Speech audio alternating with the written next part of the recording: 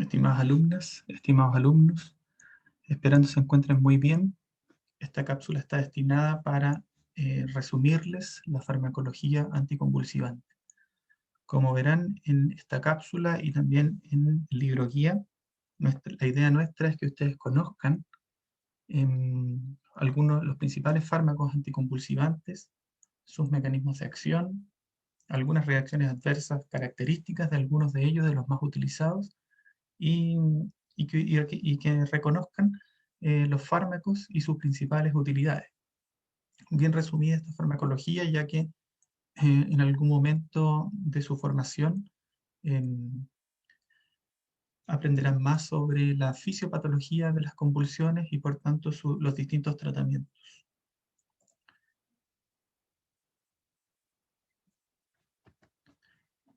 Bueno, en resumen, o para comenzar, resumiendo un poco la transmisión normal del impulso, tenemos neuronas que se conectan, obviamente, como ustedes habrán visto, por sinapsis y para la transmisión de los distintos impulsos a través de sus axones y la liberación sináptica de sus de neurotransmisores para propagar el impulso. También existen para hacer más circunscrita esta transmisión y que sea aislada para, para hacer más eficiente la transmisión de los distintos impulsos cerebrales. Se tiene de estas interneuronas inhibitorias que en su mayoría liberan GABA para restringir la activación de estas neuronas. Y por tanto, esta neurona activa a esta neurona B para la transmisión del impulso, pero a la vez también activa a esta neurona D, pero a la vez a esta neurona C, que es GABAérgica, que la inhibe. Y de esa manera se va regulando y circunscribiendo la transmisión de los impulsos. Cuando por distintas circunstancias, ya sea genéticas, por ejemplo, alguna mutación de un canal de sodio, de un canal de potasio, del mismo canal GABA, o por alguna patología como un, un evento isquémico, un, un accidente o un golpe o alguna infección, esto pierde su regulación y gatilla distintos tipos de epilepsias o convulsiones. El canal de sodio es clave para la transmisión de los impulsos, como lo vimos en la materia de anestésicos locales, y esta imagen se las coloco para que recuerden la función del canal de sodio y los estados en los que se encuentra, en un estado cerrado comúnmente, tanto a nivel periférico en las neuronas nociceptoras, en la farmacología de los anestésicos locales, como también a nivel central. Este canal de sodio necesita una despolarización detectada por esta zona S4 de los canales, que permiten la apertura del canal transitorio para la entrada del sodio y la despolarización neuronal y la transmisión a través de los nodos de Rampier.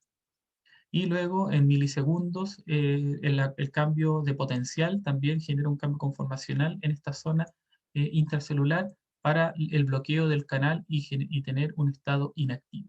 Luego, cuando se ocurre la repolarización de la neurona, este canal vuelve a su estado activo. Y este ciclo ocurre eh, muchas veces, obviamente, dependiendo de la transmisión de la neurona.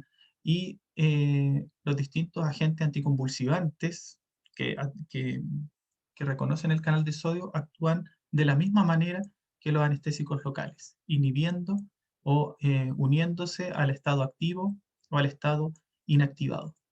Por tanto, en un evento, en una convulsión, el canal de sodio en estas neuronas que están en exceso activas van a estar por mucho más tiempo en el estado abierto y cerrado que una neurona normal. Y por tanto, esa es la selectividad de los anticonvulsivantes, una relativa selectividad, ya que reconocen principalmente estas conformaciones activas de los canales de sodio en particular, y de esa manera son selectivos para el foco convulsivo. Importante también los distintos tipos de convulsiones. Esto es una generalización en extremo de la fisiopatología de las convulsiones, pero esto no es parte de nuestro curso, esto ya deberían haberlo pasado en fisiopatología o en medicina interna, pero si no, hacemos este breve resumen en el que existen estos tres tipos principales de convulsiones. Una convulsión focal que se origina en una zona en particular de neuronas, ya sea, y esto depende de la corteza motora, la corteza sensitiva, y comúnmente se produce por una descoordinación que después se vuelve coordinada, una serie de neuronas por distintas patologías, como comentamos anteriormente, se vuelven hiperactivas y lo que genera esta coordinación para una activación focalizada de una zona cerebral, generando las distintas sintomatologías dependiendo de dónde ocurra este foco convulsivo. Esta es una convulsión focal. La gran mayoría de los fármacos anticonvulsivantes afecta o ataca a este tipo de convulsión. Dependiendo también de las neuronas afectadas, este foco convulsivo puede proyectarse hacia el tálamo o hacia distintas regiones medias del cerebro para una propagación y hacer generalizada esta convulsión. Y tenemos la convulsión de tipo, en este caso tipo B, la convulsión generalizada secundaria, ya que se generaliza a partir de un foco convulsivo. En este tipo de convulsiones también son tratadas con la mayoría de los anticonvulsivantes que atacan este foco convulsivo, pero también la generalización de este foco convulsivo. Y tenemos un tercer tipo que es la generalizada primaria, que comúnmente se inicia por descargas coordinadas desde la zona media, como el tálamo, como un foco convulsivo que proyecta y que hace generalizada esta convulsión, pero este es de orden primario, ya que no hay un foco convulsivo inicial, sino es un foco generalizado propiamente tal. Y en este caso, no todos los fármacos atacan o pueden tratar este tipo de convulsión. Los principales fármacos utilizados para tratar las epilepsias o los distintos tipos de convulsiones los tenemos acá. Existen fármacos que inhiben las corrientes de sodio, los fármacos que inhiben las corrientes del calcio, y los canales de calcio en específico que vamos a ir viendo, fármacos que favorecen la transmisión del aminoácido inhibitorio GABA, fármacos que bloquean la transmisión del aminoácido excitador glutamato, y fármacos que actúan por otros mecanismos diversos. Vamos a ir viendo uno a uno. Esta es una generalización de, de los distintos mecanismos. Tenemos canales de sodio, los primeros fármacos que vamos a ir viendo que afectan este canal de sodio, que es el principal canal que activa la neurona para la propagación de los impulsos, ya sean normales o patológicos, como ocurre en una convulsión. La diferencia es que en una convulsión este canal se activa o se encuentra en un periodo abierto o inactivado con mucha mayor probabilidad que una neurona en un foco normal o en un estado normal. En el foco epiléptico, este canal, perdón, se encuentra muy activado o en un estado inactivado, más que en reposo. Por tanto, estos fármacos que ustedes ven acá, que vamos a ir viendo, principalmente fenitoína, carbamazepina o ácido valproico, actúan en este canal de sodio para inactivarlo y disminuir la descarga sincrónica de estas neuronas en el foco epiléptico. Existen otros medicamentos que vamos a ir viendo, más nuevos, como la motrigina, felvamato, sonizamida, que han mejorado más que la eficacia, tal cual ha sucedido con muchos fármacos, como por ejemplo, como lo vieron con los antidepresivos, que no van mejorando la eficacia antidepresiva o antihistamínica, como lo vimos con los antihistamínicos, sino más bien mejoran los efectos secundarios. Y en este caso, estos fármacos, como lo veremos al final de esta cápsula, han mejorado los efectos secundarios y las interacciones farmacológicas, que son típicas de los primeros fármacos anticonvulsivantes como fenitoína y carbamazepina. Tenemos otros blancos farmacológicos como los canales de calcio. Tenemos dos tipos de canales de calcio, los principales que son presinápticos, que son fármacos que inhiben o inhiben la activación de este canal por unirse a esta subunidad alfa-2 delta del canal de calcio. Fármacos como gabapentina y pregabalina inactivan este canal y de esa manera el calcio no puede ingresar para la exocitosis de las vesículas y por tanto la liberación de los distintos neurotransmisores dependiendo de el canal del que estemos, o perdón, la neurona de las que estemos hablando. Comúnmente glutamato por la excitotoxicidad o la activación neuronal más bien que produce. Tenemos otros fármacos que actúan a nivel de el GABA. El GABA es un neurotransmisor inhibitorio. Por tanto, como las convulsiones son excitatorias, en su gran mayoría, el aumento del GABA puede llevar a efectos anticonvulsivantes. Y es así como existen principalmente tres mecanismos, que son inhibir la GABA transaminasa, que es la enzima que inactiva el GABA para transformarlo en succinilaldehído, y que en este caso es la vigabatrina.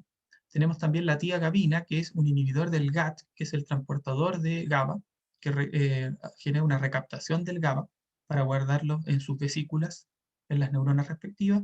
Y tenemos los ya conocidos fármacos por ustedes que actúan en el receptor GABA-A, que son las benzodiazepinas, y en un orden o en un uso mucho menor, los barbitúricos, principalmente el fenobarbital. Y tenemos finalmente los fármacos que actúan en el glutamato. Eh, Acá tenemos como ejemplo el perampanel, que es un inhibidor del receptor AMPA. Vamos a ir viendo que también existen inhibidores del receptor NMDA y otro fármaco novedoso que inhibe el canal metabotrópico acoplado a proteína G de el glutamato. Y tenemos mecanismos diversos como un inhibidor de canales activador de canales de potasio, que es la retigabina, o también estos novedosos fármacos que inhiben una proteína que es la BS2A, que es el levetiracetam, que inhiben la exocitosis. Vamos a ir viendo en general cada uno de estos grupos. Principalmente los fármacos que tienen más utilizados y que hay más, que se han producido en mayor número, que son los fármacos que inhiben el canal de el sodio dependiente del voltaje. Como vemos acá, tenemos varios grupos.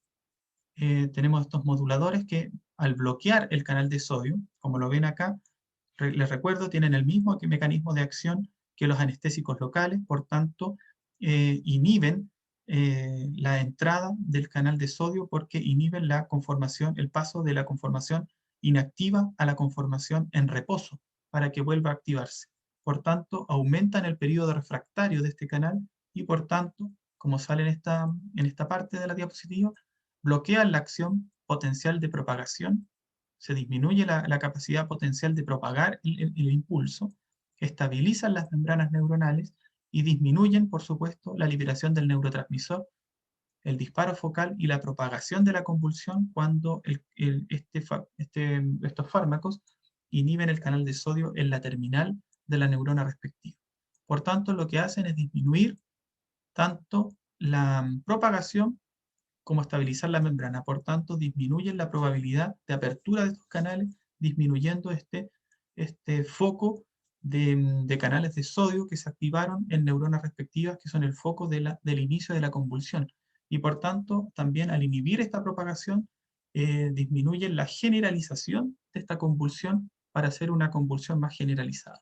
Por tanto, son utilizados, como sale acá, en convulsiones focales y en las convulsiones secundarias generalizadas que provienen de esta convulsión focal inicial. Fármacos como la fenitoína, la carbamazepina, la lamotrigina, felbamato, la oxcarbazepina, topiramato, ácido valproico, eslicarbazepina y la rufinamida son los fármacos de este tipo de este mecanismo de acción de inhibir el canal del sodio. También tenemos la lacosamida. Algunas características particulares de los fármacos más utilizados. La fenitoína es uno de los primeros fármacos que se utilizó o que se utiliza más bien cada vez menos, pero se utiliza aún como fármaco anticonvulsivante. La fenitoína tiene una estructura semejante a los primeros fármacos anticonvulsivantes que se utilizaron, que eran los barbitúricos. Por tanto, el fenobarbital, que aún mantiene, o sea, se utiliza como fármaco anticonvulsivante de emergencia, pero la fenitoína es un derivado con menos efectos secundarios porque tiene menor capacidad sedante. Recuerden que el fenobarbital es un fármaco que activa los receptores GABA, semejante a las benzodiazepinas, pero con una potencia mayor. De hecho, son capaces en altas dosis de activar en sí el canal GABA. De esa manera generan sedación, anestesia, y dependiendo de las dosis pueden llegar a producir coma y muerte. La fenitoína es un derivado de este fenobarbital, pero con menor capacidad sedante y con mayor capacidad anticonvulsivante. La fenitoína obviamente es un inhibidor del canal de sodio. Una de sus características es que tiene un metabolismo de orden cero. Si recuerdan farmacocinética, esto quiere decir que a las concentraciones terapéuticas plasmáticas saturan sus mecanismos de metabolización y por tanto dependen de la concentración o de la dosis. Por tanto, si nosotros en un fármaco de orden 1, de metabolismo de orden 1, comúnmente si duplicamos la dosis, se duplica la concentración plasmática. En estos fármacos, si nosotros duplicamos la dosis de fenitoína, no necesariamente se duplica la concentración plasmática. Puede triplicarse, cuadruplicarse, y por tanto tiene no tiene un metabolismo, o más bien el metabolismo depende de cada persona, y por tanto es muy difícil controlar la dosificación de este tipo de fármacos, y por tanto es necesario cuantificar su concentración plasmática para un correcto uso terapéutico.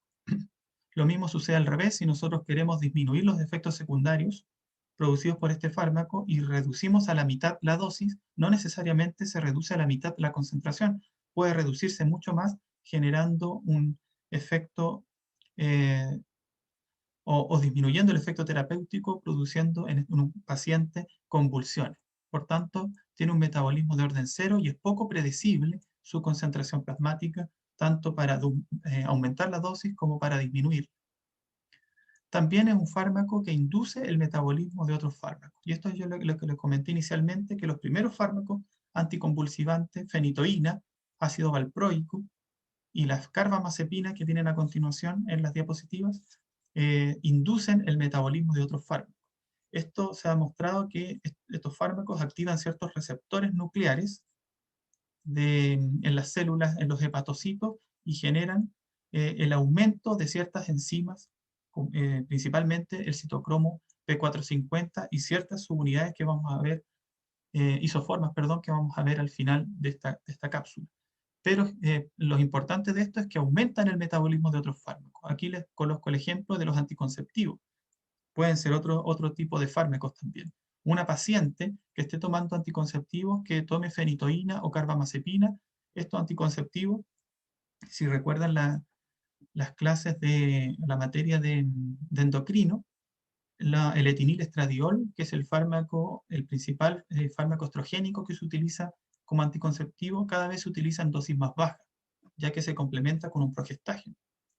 Se utiliza la dosis baja para evitar o disminuir al mínimo, para reducir al mínimo los efectos secundarios del etinilestradiol.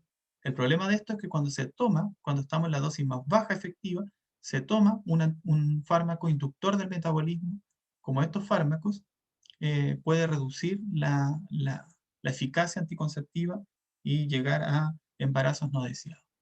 Entre otros, por ejemplo, algunos antibióticos que también se induce su metabolismo y disminuir su capacidad antibiótica o quimioterapéutica, entre otros ejemplos. Tienen varios efectos secundarios, por ejemplo, nistagmo, descoordinación, inducen hiperplasia gingival, hirsutismo y anemia megaloblástica. Esto tiene que ver también con que llegan a la metabolización del ácido fólico. Por tanto, estos efectos secundarios han tratado de reducirse con los nuevos fármacos que vamos a ver más adelante, los principales fármacos más bien. Y el principal uso de esta fenitoína es para la convulsión focal y la convulsión focal secundaria generalizada, como lo vimos por su mecanismo de inhibir la propagación al bloquear los canales de sodio sensibles al voltaje. Uno de los fármacos más utilizados como anticonvulsivante, perdón, es la carbamazepina. La carbamazepina, a diferencia de la fenitoína, tiene un metabolismo de orden 1 o primer orden. Esto quiere decir que actúa, como la gran mayoría de los fármacos, a concentraciones terapéuticas. Esto quiere decir que no hay una saturación del metabolismo y el metabolismo depende de la concentración. Por tanto, si nosotros queremos duplicar la concentración plasmática, comúnmente duplicamos la dosis. Y si queremos reducir a la mitad la concentración plasmática, reducimos a la mitad la dosis del fármaco.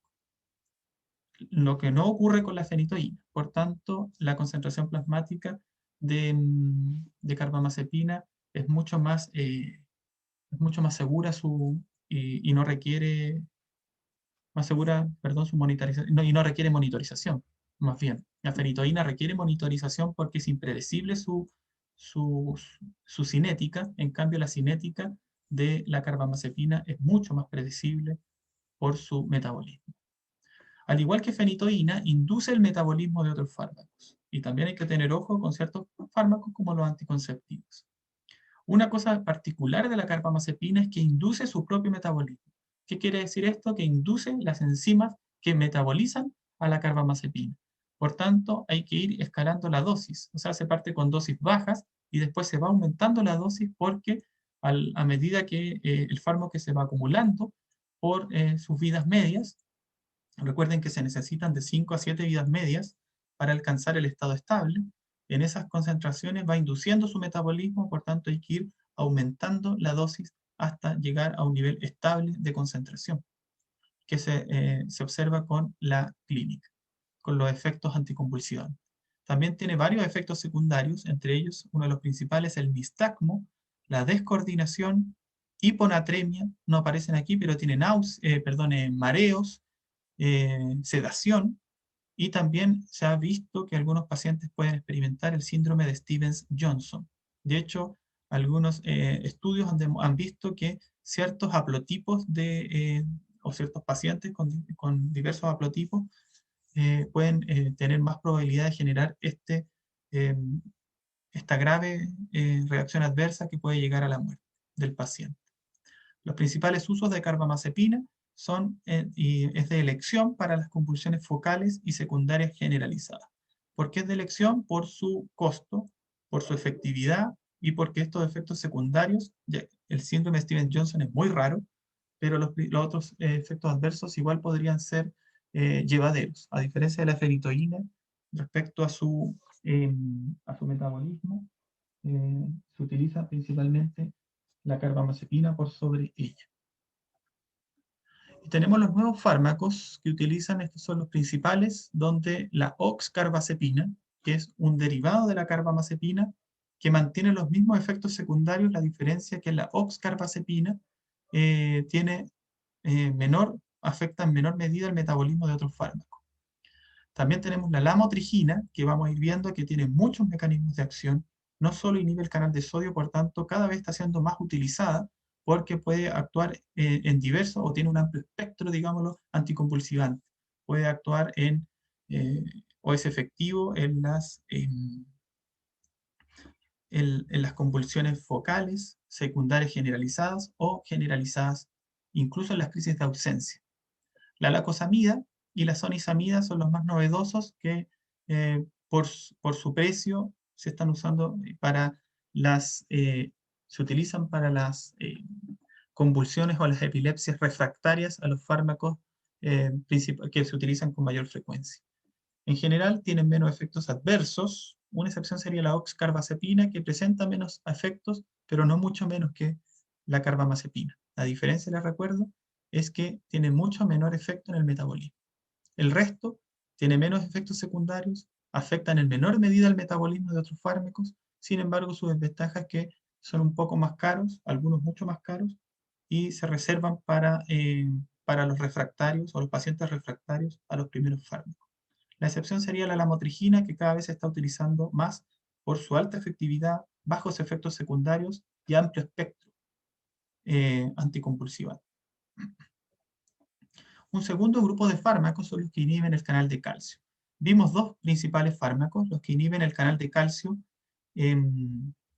postsináptico, principalmente en el tálamo, y los canales de calcio presinápticos, que son importantes para la exocitosis de los neurotransmisores.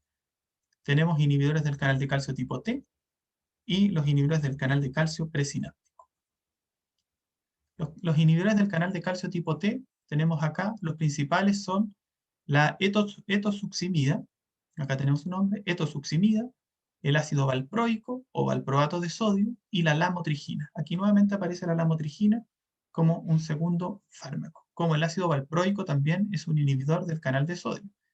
El ácido valproico y la lamotrigina, dicho sea de paso, son los fármacos con más amplio espectro anticonvulsivante, ya que tienen distintos mecanismos de acción. Como ustedes lo pudieran haber visto, me imagino yo, en fisiopatología o en medicina interna, la fisiopatología de las crisis de ausencia se deben a un canal de calcio denominado tipo T. Es un canal de calcio muy especial porque se activa por hiperpolarización. Hiperpolarización producida por la neurona, por el GABA. Comúnmente se activa este canal de calcio tipo T en los pacientes, en las personas cuando están dormidas, pero en los pacientes con ausencia se activan cuando la persona está consciente o despierta.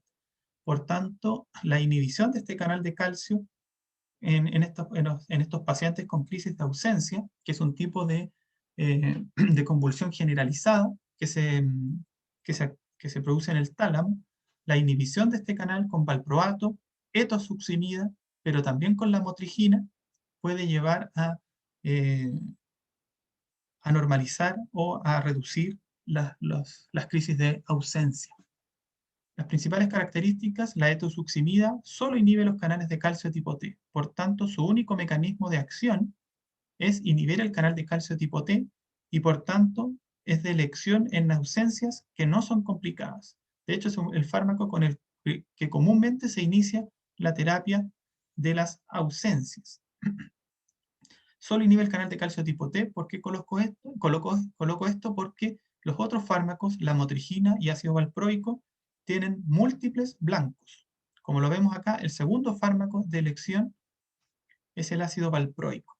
El ácido valproico no solo inhibe los canales de calcio tipo T, sino también tiene otros múltiples mecanismos. Por ejemplo, también es un inhibidor de canales de sodio sensibles al voltaje. Como sale en esta diapositiva, inhibe los canales de calcio de tipo T.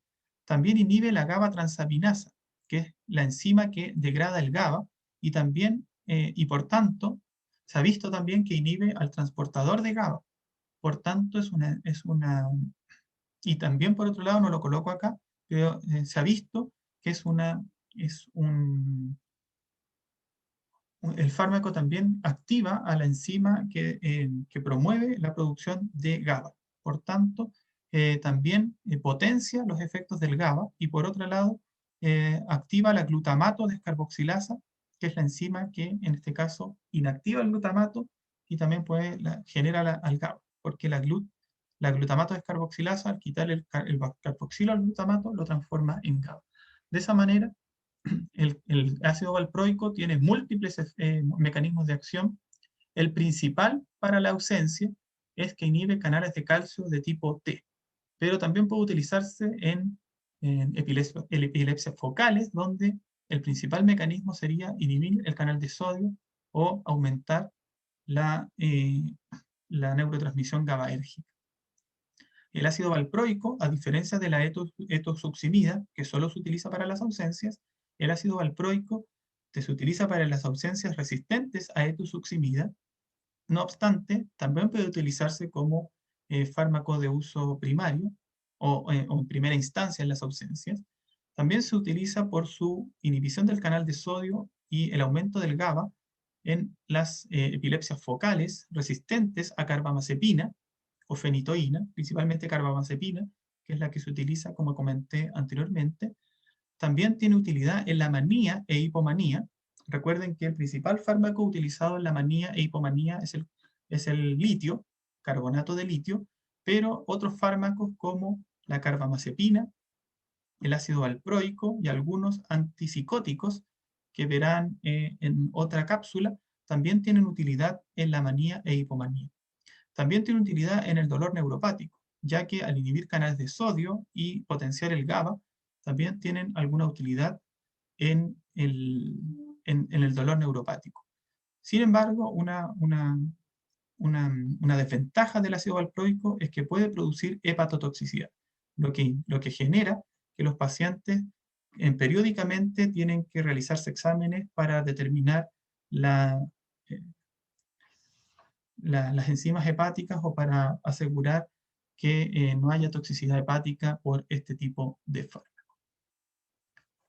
Por tanto, estos fármacos disminuyen la liberación de neurotransmisores y también disminuyen la despolarización lenta de tipo T, que es clave para la ausencia, como lo pueden leer en el libro, que aparece muy bien explicado la fisiopatología, muy simple, y también las descargas pico-ondas, que son claves también para la activación de estas neuronas talámicas que llevan a generar este tipo de epilepsia.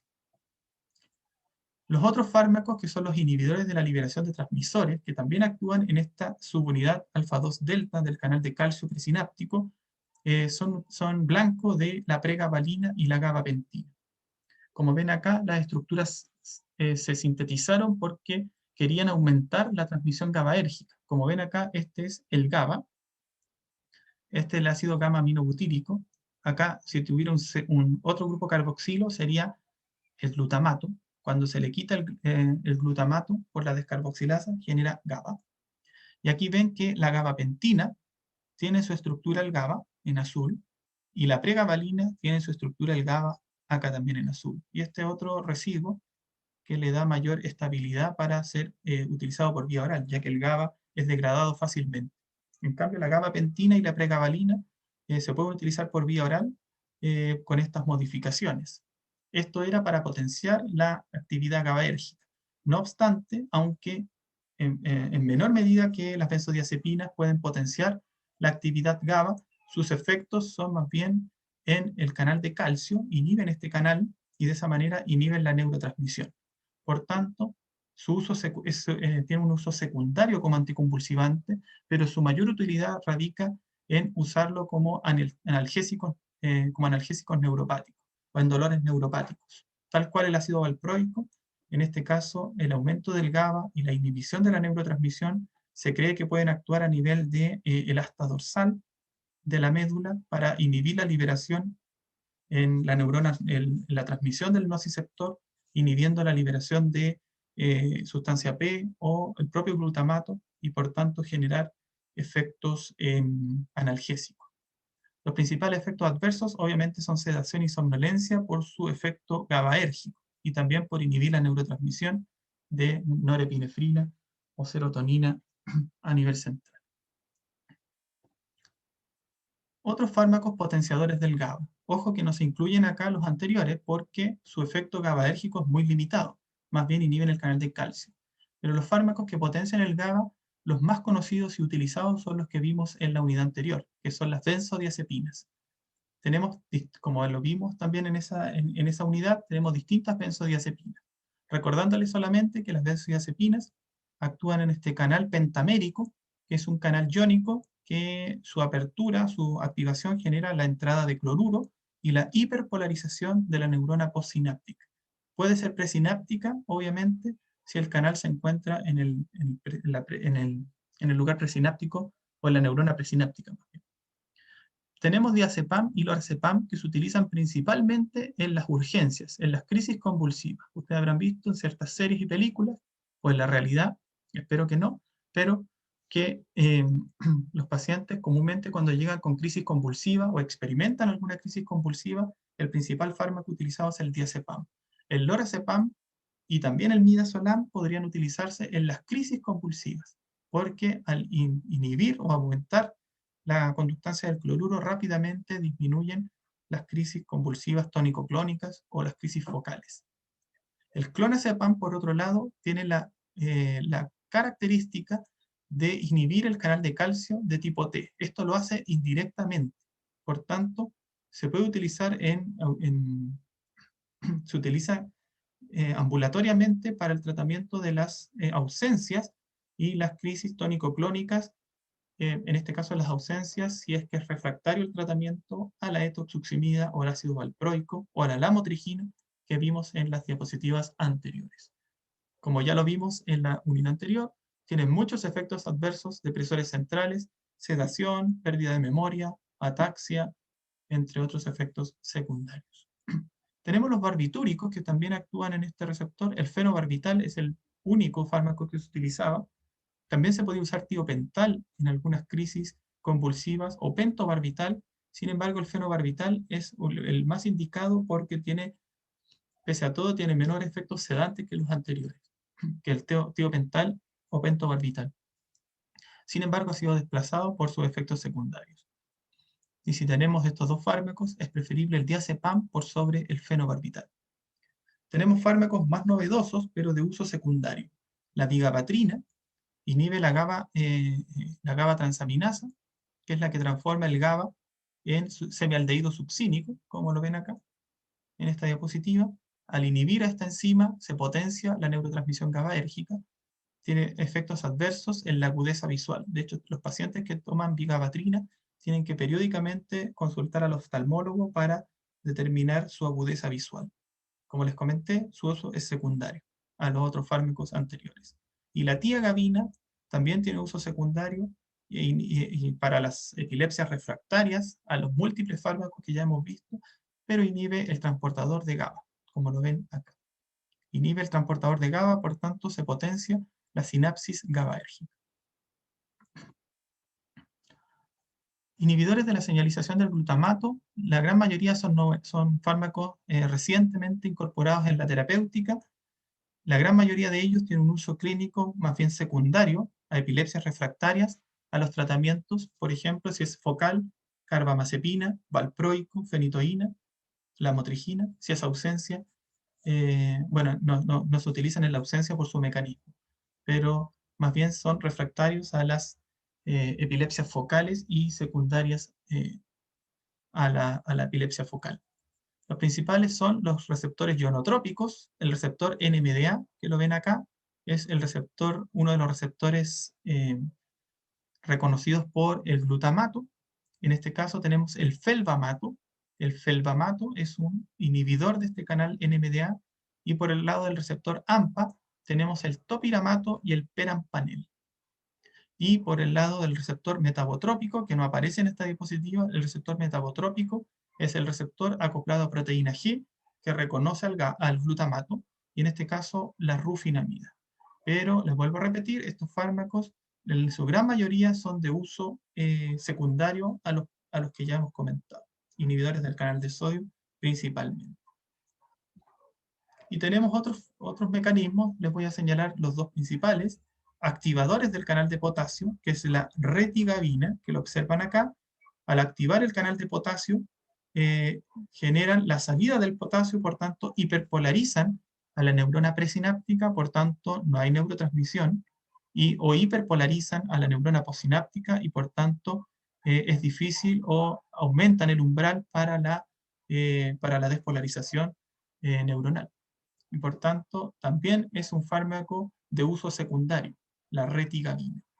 Y tenemos los más novedosos, que son los inhibidores de la proteína SB2A, que son proteínas que son claves para el anclaje de la vesícula sináptica con la con la membrana neuronal, la membrana plasmática neuronal, y de esa manera evita la fusión de estas membranas y por tanto la exocitosis. Fármacos, principalmente el levetiracetam, que se utiliza para las, para las, comúnmente para las epilepsias focales, pero también de uso secundario.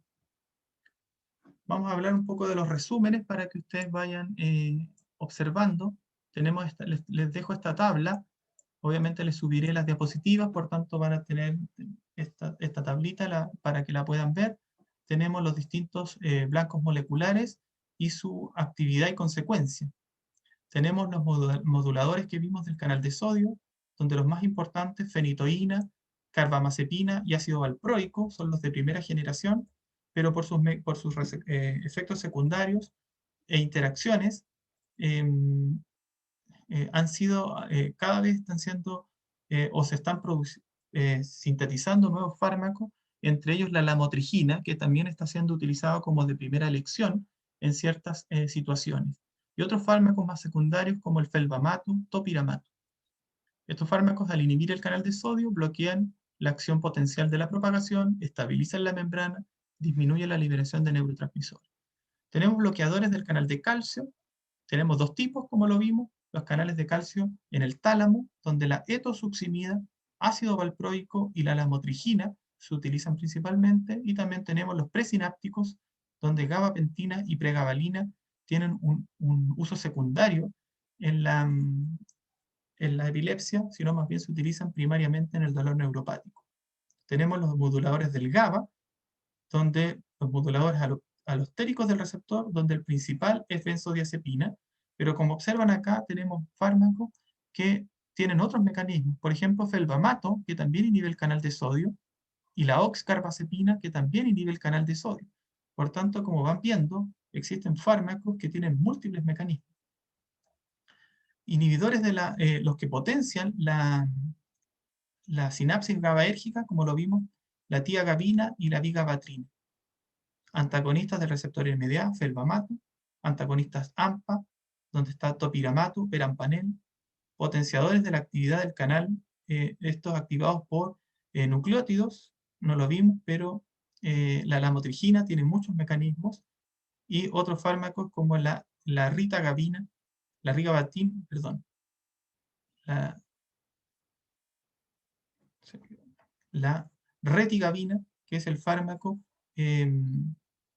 que tiene una activación del canal de potasio. Hacer una-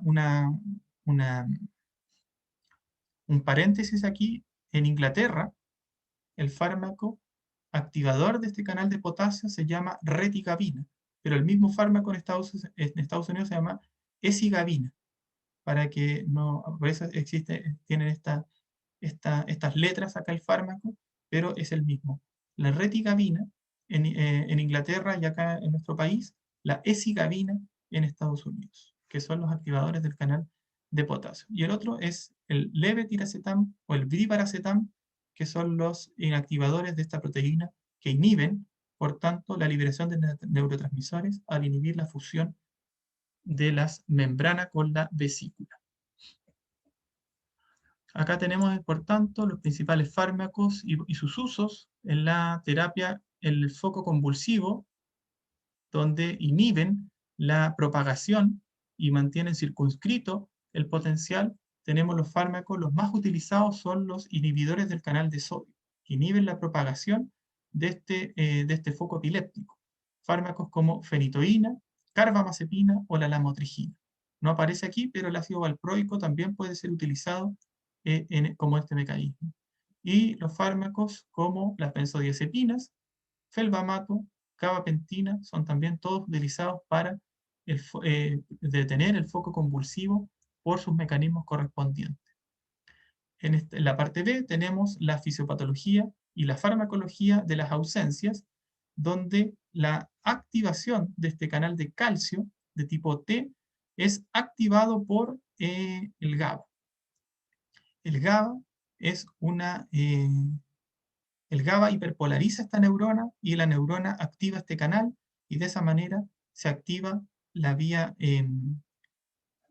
se activa estas células talámicas que llevan a generar la crisis de ausencia.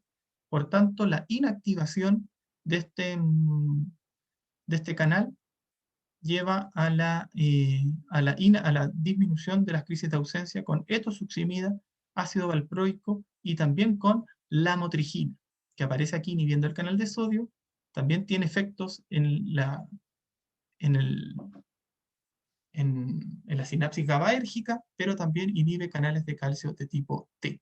Por tanto, se utiliza la lamotrigina. Aquí aparece clonazepam, que al hiperpolarizar esta neurona no puede hiperpolarizar a esta, y por tanto no se genera la activación de este canal de calcio. El único benzodiazepina utilizada es el clonazepam. Las otras benzodiazepinas no tienen utilidad en las ausencias.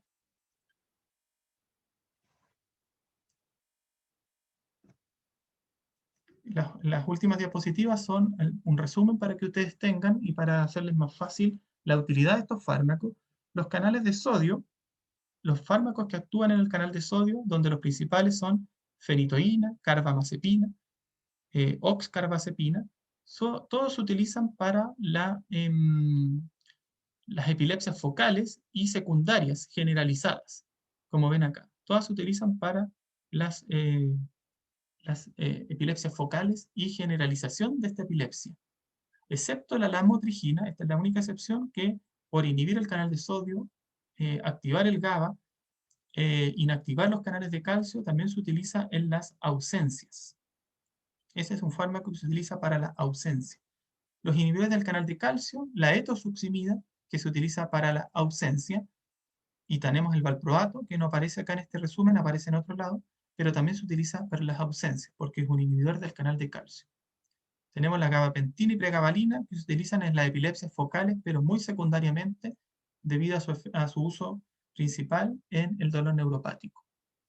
Los potenciadores del GABA, clonazepam, crisis de ausencia y algunas mioclonías, el diazepam y el lorazepam, no aparece acá, pero en el estado epiléptico y en las crisis epilépticas en la urgencia. Y en forma secundaria, para las crisis focales, tiagabina, vigabatrina. Para el glutamato, perampanel, solo crisis focal. El canal de potasio, la esogabina o la retigabina, recuerden que cambia el nombre dependiendo del país, nosotros la conocemos como retigabina para la crisis focal, pero también en forma secundaria, lo mismo que el levetiracetam. Finalmente, los fármacos con altos mecanismos de acción, topiramato y principalmente el valproato, y observen el valproato semejante a la lamotrigina, son los fármacos que se utilizan tanto para la crisis focal como para las ausencias, el valproato y la lamotrigina. ¿Qué tienen en común? Ambos inhiben el canal de sodio, por tanto estarían en esta lista para las crisis focales, y ambos inhiben el canal de calcio de tipo T, por tanto deberían estar en esta lista también, utilizados para la ausencia. Acá también un resumen, por ejemplo, al revés, tenemos una crisis focal. Acá tenemos algunas características, por ejemplo, si es la corteza motora, el foco de la epilepsia que controla el pulgar izquierdo, se producirá una sacudida de dicho pulgar. Este tipo de epilepsias, que también se pueden producir, por ejemplo, en la comisura de los labios, se tratan con carbamazepina, fenitoína y valproato. Pero también algunos de estos fármacos de uso de reciente integración a la terapéutica, principalmente la motrigina. Y tenemos las convulsiones generalizadas, donde tenemos la ausencia, una de las principales. La ausencia se trata con etosuximida, valproato o la motrigina. Y cuando son resistentes, clonazepam. Estos son los únicos fármacos para la ausencia, debido a que tienen un efecto en este canal de calcio tipo T. Directo, etosuximida, valproato o la motrigina. Indirecto, clonazepam. Y tenemos generalizadas tónico-clónicas, que son las más comunes que uno observa en las convulsiones. También se tratan con los fármacos habituales carbamazepina, fenitoína, ácido valproico. Cada vez más utilizado la lamotrigina, y también el levetiracetam tendría utilidad en ambas, tanto en la focal como en la generalizada. Y como última diapositiva les quiero mostrar esta tablita en el que observamos otra complicación del tratamiento anticonvulsivante, que es las interacciones por metabolismo. Tenemos fármacos como la carbamazepina, que ustedes observan acá, que tienen muchas interacciones con los citocromos, por ejemplo, que los potencia estos citocromos, que es su principal interacción. Tenemos el otro fármaco muy utilizado, fenitoína, también potencia muchos citocromos. Fenobarbital, muchos citocromos. El ácido valproico no tiene este efecto de interactuante, pero sí puede tener otros efectos de interacciones. En cambio, los fármacos más nuevos, volvemos a la lamotrigina, no tiene interacciones farmacológicas. Por ejemplo, la etosuximida tampoco tiene interacciones farmacológicas. El brivaracetam tampoco. Como yo les comenté en un principio, los fármacos utilizados inicialmente, como la carbamazepina, fenitoína, tienen muchos efectos secundarios y también interacciones. Sin embargo, por su costo, amplio uso y alta eficacia, todavía se utilizan principalmente carbamazepina. Pero los nuevos fármacos, cada vez que va disminuyendo su costo, como la lamotrigina o el levetiracetam, por su eficacia, y sobre todo la lamotrigina por su amplio espectro, cada vez están tomando mayor preponderancia en el tratamiento habitual de las epilepsias. Em, Eso era lo que les quería comentar, estimados alumnos, estimadas alumnas. Espero, como vieron, un resumen de la farmacología anticonvulsivante, pero es lo que creemos que ustedes deberían saber para conocer los fármacos. Eh, si nosotros les mostramos un tipo de fármaco que ustedes conozcan que es un anticonvulsivante, lo ideal es que también conozcan su mecanismo, por tanto su blanco, y como les comenté en algunas diapositivas, dependiendo del blanco, por ejemplo el canal de sodio, es si es para una epilepsia focal. Si es el canal de calcio de tipo T, para una ausencia. Si es el GABA, también se utiliza para las epilepsias focales o generalizadas.